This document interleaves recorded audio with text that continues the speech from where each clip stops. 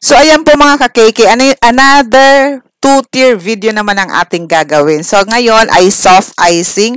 Dito ipapakita ko sa inyo kung paano ang pag-frosting ng ating cake na gamit lang ay soft icing, kung paano ang pag-stack ng ating cake at kung paano natin ilalagyan ng drip na walang chocolate. Yes, yun ang mga makikita nyo dito sa ating video. So, ngayon, naglalagay na ako ng sago straw. Yes, sago straw ang nilalagay ko sa ilalim pag two-tier kasi mataba siya. Kayang-kaya niyang saluhin yung ating second tier. So, mga 4 o 6 niyan ang nilalagay ko. Ganyan. Tapos, ilalagyan ko siya ng frosting at ipapatong ko na itong pang second tier natin. Ganito ako sa soft icing kasi medyo, diba, mas delicate or mas sensitive pag two-tier kasi hindi katulad ng fondant. So, ganyan na ang ginagawa ko ngayon na pag-stack ng ating two-tier na soft icing. So, may board pa din siya. At kung makikita nyo, parang itong pinatong ko ay hindi siya buong cake. Totoo po, hindi yan buong cake. Kumbaga, scrap yan. Ayan. At ipinatungan ko na lang ng isa kasi gusto ko medyo mataas. At naglagay din ako ng sago straw na isa lang sa gitna. At ito, 3 barbecue stick na tagos na hanggang baba at saka hanggang sa drum natin. Yung aking board dyan, dinoble-doble ko yan para makapal. Hindi kakayanin ng isang board lang. Wala kasi akong drum, kaya board ang ginamit ko. Pero mga 3 board po yan. Kung maubusan kayo, ganyan na lang gawin yung hack. Pagdikit-dikitin nyo lang ng glue stick. So, ganyan nga. So, eto na. Maglalagay na tayo ng ating frosting. So, inuuna ko muna sa taas. Crumb coating muna tayo, ganyan. At least dito, hindi ka na mag-worry na baka mabuwal yung cake mo at madali siyang pantayin. Unlike kung separate mo siyang ipapatong minsan, nasasagi mo siya or basta para sa akin mas madali ito. So, ayan nga, di ba mas madali yung naka-stack na siya na wala pa siyang icing. So, ganyan lang. Ipaiikutan nyo lang ng ating frosting. Ang frosting ko dito is whip it. Yes, whip it dito ang frosting ko. At ito palang ating cake, mga guys, ay walang design. So, nag-order si client, tapos parang kapitbahay ko lang naman siya dito. Nagre-request siya na yung mura nga lang at mag-discount. Kasi nga, syempre pag two-tier medyo mahal na tayo, eh, hindi nila afford. Sabi nila, ma'am, pwede bang yung ano na lang, walang design? Una, ang gusto niya, walang icing. Yung ano lang, parang naked. Pero sabi ko naman, sige, igawin ko na lang two-tier at may icing na rin. Batay dyan sa pinakita nyo. Parang ano ko na rin kasi magkapit-bahay naman tayo, di ba?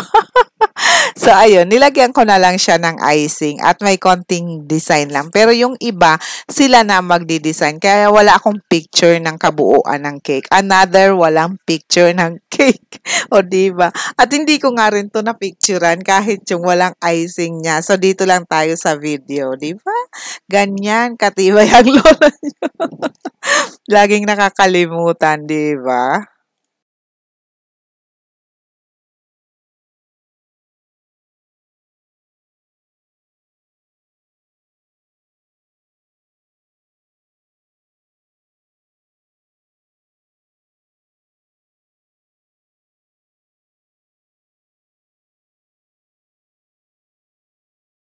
Dito guys, maglalagay na tayo ng kulay. So, pink lang ang kulay ng buong cake na to. So, ayan.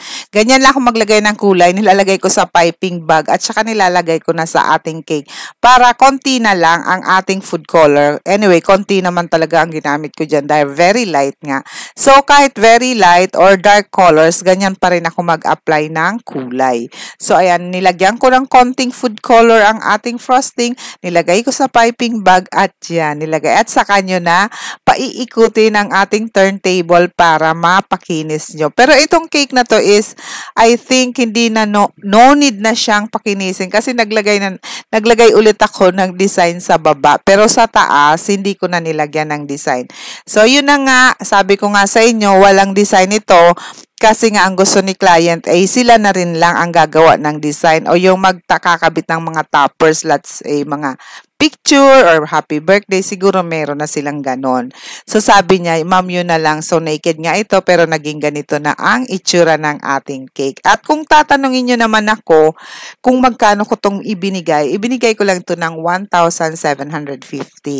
So siguro sabi nyo, ang mura naman. Okay lang yun kasi parang wala, ganyan lang tayo. So, ayan na nga, imbis na makinis, nilagyan ko nung, para hindi, nilagyan ko nung binas ko siya. So, yung sa top, bottom tier. Ito yung ating pang-drip. Ang pinang-drip natin dyan, ito mismong ating, frosting na ginamit, yung whip it. Ang ginawa ko, ininit ko lang ng bahagya sa microwave. Bahagya lang, mga 20 seconds, ganon. Tapos, syempre, malabnaw na siya kasi nainitan. Ayun na ang ginamit kong pang-drip. Nag-dark na siya kasi nga konti lang. Pag ininit mo kasi yan, nagda-dark. So, yan, parang di na ako nag-add dito ng food color. So, di ba ang gandang i-drip ng whip it kaysa sa chocolate na ang chocolate napaka-sensitive minsan. Minsan masosobrahan, minsan makukulangan, minsan nagbubuo. Kaya ito na yung the best solution natin sa mga drip natin. Yung pang-frosting mismo natin. Ano lang niya, initin nyo lang ng konti o kaya patong nyo sa isang basong may mainit. Then, halu-haluin nyo ng konti and then yun na. Hindi yan, ganyan. Di ba ang ganda ng pagka-drip? O, sabihin yung oo. Hindi maganda ang cake yung pagka-drip ang sinasabi ko. Ayan, o, tignan nyo. Mas madali siyang i-drip kaysa nga doon sa chocolate. At saka, hindi ka na problema kasi madali rin siyang kulayan. Kahit anong kulay ang gusto mo. Siguro para sa akin, magdidrip ako ng chocolate kung gold kasi ito hindi natin pwedeng kulayan ng gold. O, diba? So, ganyan na. Ang ating cake, hindi siya masyadong makinis sa taas. At saka nga makita may frost, pero tinakpan din natin yan ng border. So yan, nag-pipe tayo dyan. Ang gamit ko lang dyan, yung 2 inches na 2D na piping tip. O, parang malaki, o, diba? Parang walang nangyari. Ayan. So, ganyan lang ang ating cake. And then sa ibabaw, ayan, nilagyan ko ulit ng pa-swirl din na border para may dating naman. Pag nilagyan nila ng design, di may dating naman, hindi yung plain talaga na ganyan. So, ayan na, ganyan ang ating cake. So, ayan, thank you so much po ha sa lahat ng nandyan lagi at nanonood. Maraming salamat po.